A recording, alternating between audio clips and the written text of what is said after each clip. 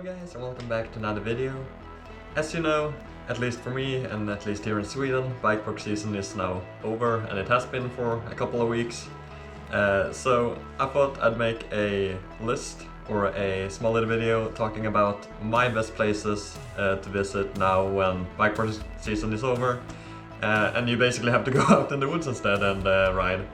I like both. I like bikepark riding, I also like being in the woods, so I tend to, even when the bike parks are open, I tend to mix it up a little bit and do some days out in the woods as well. But here's basically a list of the places that I would recommend now, if you want to go out and ride. And some places are obviously gonna be maybe a little bit more wet, a little bit more muddy, but I will go through that in the video as well. Something as well is that I will not only, of course, use local spots, or I will talk about all the spots that I've been to, so it will be somewhat covered throughout Sweden, but there's obviously a lot of areas that I haven't been to. There's more places, I'm not gonna spoil too much, but there's more places that I haven't been to that I will visit before the end of the year. Yeah, I thought I'd make this video now, like somewhat soon after the bikepark season it was over, to kind of give you guys an idea of where to go if you want to go out and just have a good time even now during winter. So I will start with my local spots. I think that's the easiest. One that I would 100,000,000% recommend if it was not ruined is Skedala. It's such a good, amazing spot. It has a blue, two reds, no, one red and two blacks. The blue one is just really nice, fun, has now officially two skinnies. The second one got finished the last time I was there, and there has been another one for quite a while. Other than that, it's just a nice, flowy, fun little blue trail. Has a few rolls, has some small little jumps as well, a nice wooden berm as well, so yeah, it's a really fun trail. Then we had, I should say, free flow, I think it's called. It is very pebbly to start off, but then later on it turns into more of a flow jump trail. Also a lot of fun. Catch Me If You Can has been there for a long time as well.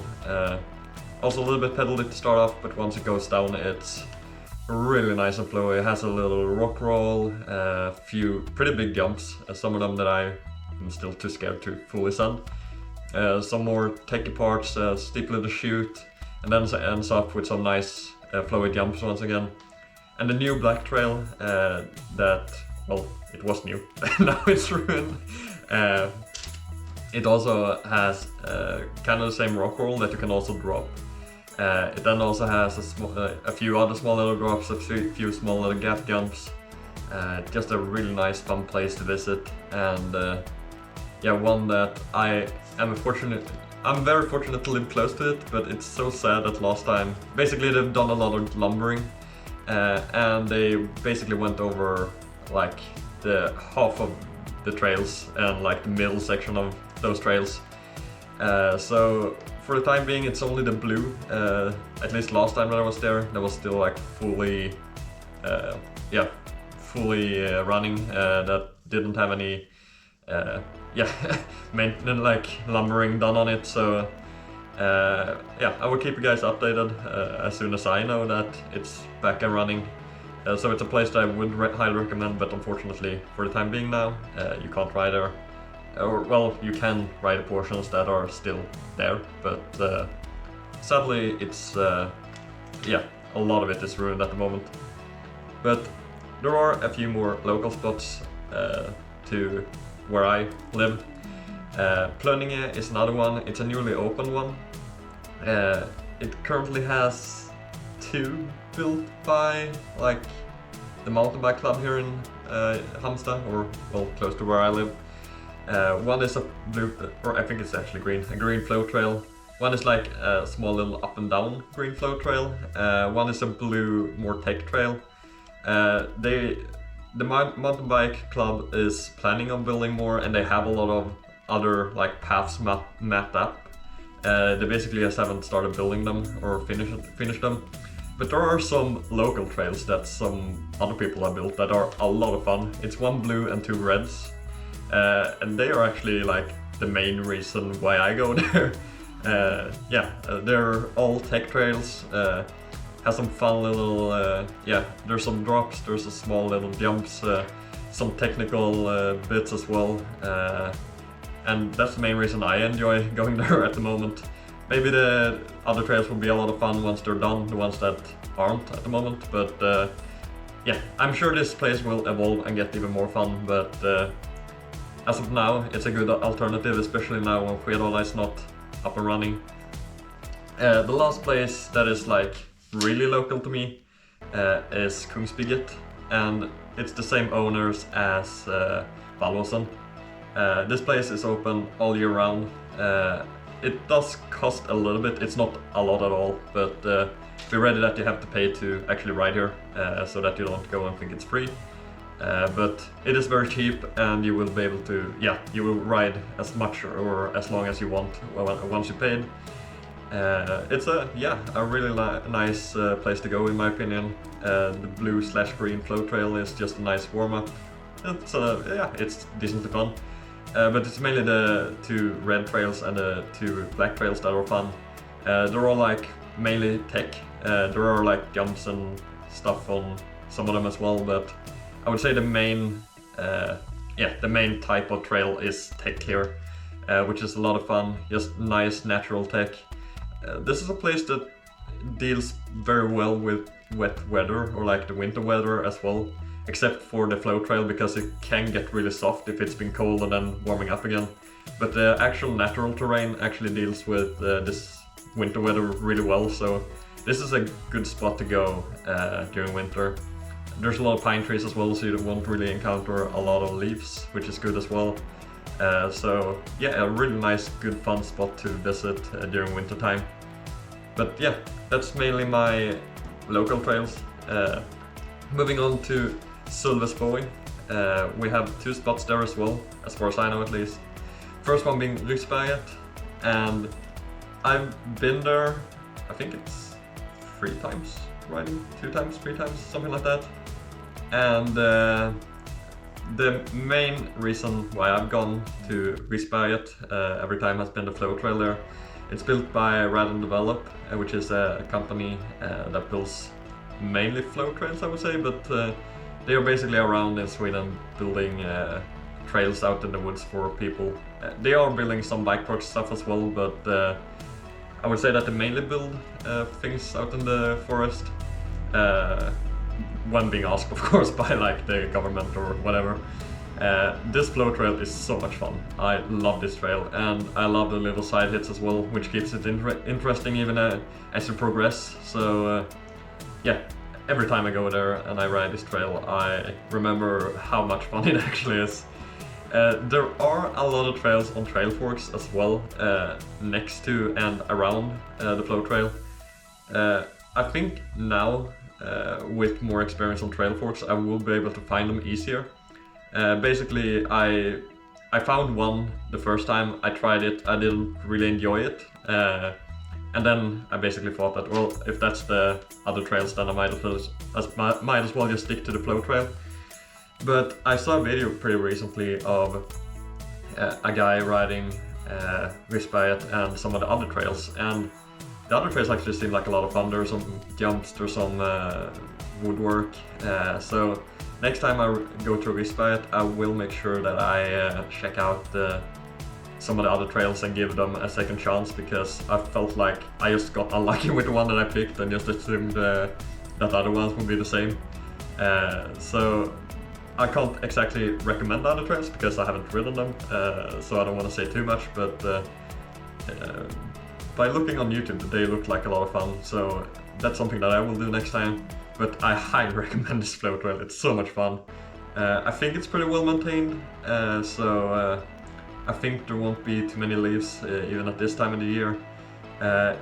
This is a trail that deals so well with bad weather as well. I remember I went there in autumn last time, and basically it's been through winter, cold months, rain, stuff like that. And when I went back this summer, it basically wasn't the same condition as it was the last time. So this trail is built to just stay in good conditions all year round. So this is another spot I highly recommend going, even in this winter wet, rainy conditions. But there are two places in Sölvesborg, and one that I recommend equally as much, if not even more, and that is Jockarp Bikepark. This is a place that is so much fun. Also a place that actually deals pretty well even with bad weather. He has a Facebook page, the guy that runs the place. This is a place that, although it's called Bikepark, it is completely free. It's out in the woods, there's no lift access or anything, you do pedal up. But he's done such an amazing job. But like I said, I highly recommend checking out his Facebook page for Jockarp Bikepark to like keep up with the maintenance, because I've been pretty unlucky twice. The first time I rode this year in the summer, I had quite long grass when I was riding, so it was really hard and tricky to spot like rocks and the terrain and like see what was coming up basically. And then I checked the Facebook page, and I think they like cleared it out like 1 or 2 weeks after with the grass. Same thing now in autumn. It was just as pretty much all the leaves had fallen off the trees, so it was extremely many leaves. At some point it was really hard to tell where to go. And obviously it gets more sketchy, you don't get the same grip with leaves as you do with just the normal terrain. And I checked their Facebook page, and basically the next weekend I think they were out removing all the leaves. So a tip there is to follow their Facebook page to just keep up with updates on the trails and how they're running, because they do keep they keep good care of them. But there will be times maybe when they do need a little bit of a fix up, but they are always out like working, fixing stuff if something is up. For example, Speedway was a trail that was ruined the first time I was there in the summer from lumbering once again. But now the second time when I came, they had just fixed it up, built it even better, added a few gap jumps. One that I was too scared to ride, the rest of it I did, but just well-maintained place. And I'm so thankful for a guy like that just builds stuff out of his passion. He's not being like, it's not his job to build and maintain this. So I'm super thankful for him for building this and keeping it open for the public as well. Like such an amazing spot that I could not recommend enough. So many good trails, so much fun. And I saw an update just like today on Facebook, one guy asking about the trail conditions, and he basically said that for the time of the year now, it is supposedly pretty good. I don't know exactly what that means, but from what I think it means is basically, well, it's obviously gonna be a bit wet and muddy in places, but not too bad compared to some other places. So highly recommend Jockarp Bikepark as well. Then after that we move on to Jönköping, or at least the area around Jönköping, because none of these two spots are technically in Jönköping, but first place being Gränna, or Gränna GBOK's mountain bike arena, I think it's something like that. Anyways, this is also a spot that is really good fun to ride. I know that at least sections of this gets pretty muddy, but I know that basically you're going either to one side or the other when you ride here. I think one of the sides is the one that gets really muddy during this time of the year, whilst the other side is actually pretty decent even in these wet conditions that are currently happening here in Sweden. But another good place to ride. Has a good variation of tech and flow. Has a small little jump trail, has a small little flow trail, and a few tech trails as well. It's just really good fun. Has a skills area as well at the bottom. that I played around with last time. Just, yeah, good little warm-up. And they've evolved the tech or the skills park a lot since I was there the first time. Unfortunately, I don't have the footage from the first time because that was back when I didn't talk or edit my videos, and basically my chain snapped pretty early during that day, so I think I just binned all the footage from there, which is a shame now afterwards because I can't show you there. But now the second time I was there in the summer on my way back home from Stockholm, or the Stockholm trip, I rode there again, and yeah, evolved the skills park a lot. Just good variation, and I feel like they're building stuff all the time. There's like a new green little flow trail as well, and I saw that they were building some kind of tech trail it looked like as well. So another really good spot to ride. Like I said, I'm not exactly sure how bad the wet muddy parts are at this time of the year because I haven't ridden at this time of the year there, but I think that a lot of parts will also be really good and deal with this weather pretty well. So it's another place that I highly recommend. Super fun.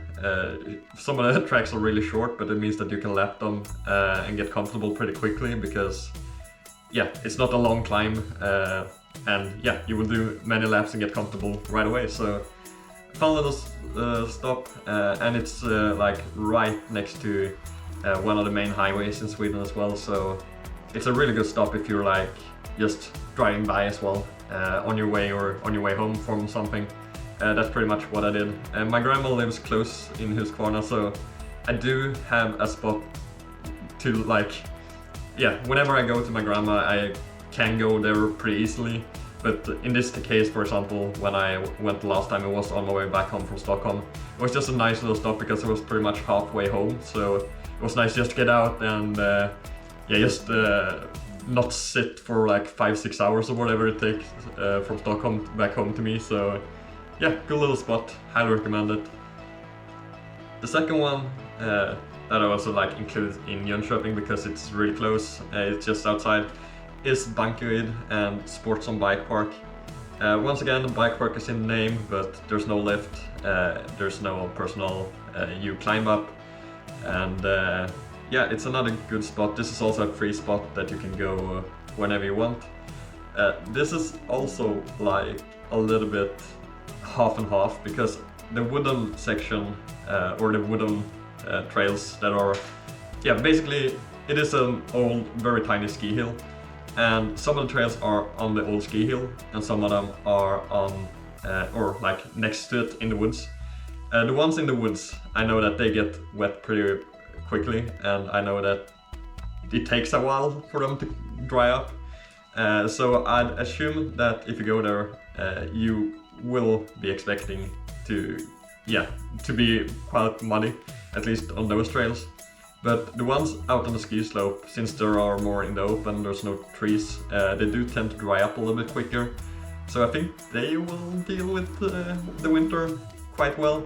Once again, haven't been here at this time of the year, so I don't know fully well, but other than that, it's a really good bike park. Or well, yeah, it is called a bike park, but yeah, out in the woods. It's a lot of fun, has a good mixture, like I said. The ones in the ski slope are more like flowy-esque trails. The ones in the woods are more tech lenient. If you watch my videos, you'll know that this was my first competition ever that I was racing here. Training went the way it did. If you watch that video, you'll know that I sprained my wrist, so I had to ride with a bandage for the competition day. Still had a lot of fun. It was such a great vibe. Met a lot of people that I still have on my friends list from there. But yeah, that's kind of besides the actual riding. I think the riding is great here as well. I love the tech trails. Has some really cool features. One of the blues has a feature that I still don't really get how it is a blue. I guess it is because you can still easily ride around it, but it is a pretty steep rock roll with a lot of roots at the bottom. So at this time of the year it will be a little bit sketch, but also a lot of fun to ride. Yeah, there's a few little gaps, a few jumps. There's the flow trails. There's one more flow-esque trail, there's one that is more jump lenient, and yeah, just a good mixture of everything. You have your green trail, you have your blue flow trail, you have your blue tech trail, you have a red flow jump trail, you have 2 red tech trails, and you have 2 black, I would say that they're tech. Yeah, just a really good place to go. Like I said, I'm not exactly 100% sure how it is this time of the year, but it is a lot of fun to ride there, and I highly recommend this spot if you're ever in the nearby area of Jönköping. So then we move to Stockholm. I only actually have one spot that I've ridden here that isn't a bike park, because basically I went there during a weekend only to ride 3 bike parks that were open. But one spot that I rode the morning as I was going home was the Flottsbro Enduro trails. And don't get confused, these trails are not part of Flottsbro Bike Park. They're kind of, basically, you have the camping, and on one side is the bike park, and on the other side there are a few enduro trails that they've used for the, I think it's called the, what is it called? It's the Capital Enduro series. So basically it's the same as the GES, but the Stockholm version, or the Capital version. They didn't ride these trails this year, but they've done so earlier. There are a good mixture here of blue, green and red and black. The blues are pretty straightforward. It's a little bit of chunk, a little bit of challenge, but nothing too bad obviously. But the red one I thought was really fun. It is a little bit more techy, a little bit trickier to pick a good line. I picked like a special line. It was not an official line, but I really enjoyed it because you were riding through down a little rock face. But I would say that the main attraction, if you go there, is the trail called Dödsbranten. And yeah, it's an awesome trail. It is a little bit pedally. Every single trail there is a little bit pedally, so it was perfect that I only had my downhill bike at the time. Obviously, if I go back now, I have my BCF Enduro, so it will not be as big of an issue, but some of the upslopes there weren't ideal on a 26-inch downhill bike, let's just say that. But yeah, I still had a lot of fun. This trail is awesome. You're riding basically down a rock face for a big portion of it, until you get into a very steep, rocky little janky chute that yeah, thankfully for me it was nice and grippy that day. I can just imagine how sketchy it would be at this time of the year when it's wet and probably a bit muddy. But it is such a cool trail and a really fun one as well. And yeah, just a good spot in general to ride. Yeah, if you're nearby to Flottsbro, I would recommend going there. The trails are a lot of fun. The starting point is so cool as well, because you have this rock and you have 4 different exits to the rock depending on what trail you do. Like one is just a smaller rock roll, one is I think 2 of them are like rock roll, but one is a bit more technical, and some of them are more like steep little chutes. Just a really fun place to go, and one that is pretty unknown, I think. So that's one that I highly recommend if you live or if you are in Stockholm for whatever reason. I will also say that there are a lot of places that I haven't been to in Stockholm that I've heard good things about. The main one being Hellasgården, but obviously I can't recommend a place that I haven't been to. I'm just mentioning it here because, like I said, I've heard good things about it. And if I come back to Stockholm at some point, I will for sure be checking that place out as well. But yeah, that is basically Stockholm. I think there's a lot more places than those 2, but yeah, I like I said, won't recommend a lot of places if I haven't been there. Moving on then to Varberg and Trönninge. This is a place that is quite local to me. I think it's a 40 to 45 minute drive. A small little hill, but a lot of fun. Once again, really good mixture of blue, red and black. I would say all of it is tech, but yeah, a really short but well built spot basically. A lot of it is natural, just good use of terrain. There are a few little small, there's as well a small wooden jump, there is a wooden drop, I know for sure. And yeah, they built some small stuff, but I would say that like good 90% is just good use of what already exists in the woods. And yeah, I've had a lot of fun going there, both times that I've been there. Yeah, it's just a really, really good spot. Has some gnarly little chutes, fun drops, some fast flowy sections, a few jumps. Yeah, just a lot of fun. Like, I will for sure go back there more in the future. There's still a few trails that I haven't actually checked out, although I've been there twice. But next time I will for sure make sure that I get them all. And yeah, this is a place as well that the first time I was there, at the very start of this year, they had been doing lumbering again. It's like the big Achilles heel of mountain biking, I guess. But a lot of it was ruined then. Thankfully, I actually bumped into one of the guys that built there, so he basically showed me everything that was still up and running, which was super convenient and very kind. Second time I obviously knew my way around it way better, but they've done a great job as well fixing up the sections that were ruined. Basically built paths that connects it all now, so now you actually get a full run rather than stopping halfway and having to walk like sections and stuff like that. So it is a really good fun place. I know though from the fact that I rode it in like February or something this year, that this is a place that gets very wet in the winter, so at least sections of it. So be prepared that some sections at least will very likely be a bit muddy here if you go, but still a place that is a lot of fun and I highly recommend.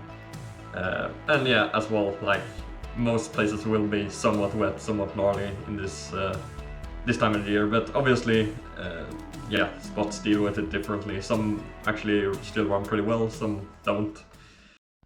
So this video ended up being a lot longer than I anticipated, and it's the actual recording itself is about an hour, so I thought I'd split it up into 2 videos, so this will be part 1, and I will go over the other spots and the locations that I recommend in a second part coming up in a few days basically. So yeah, with that being said, thanks a lot for watching this video. I hope you got a few good tips from it, and yeah, I'll catch you in part 2.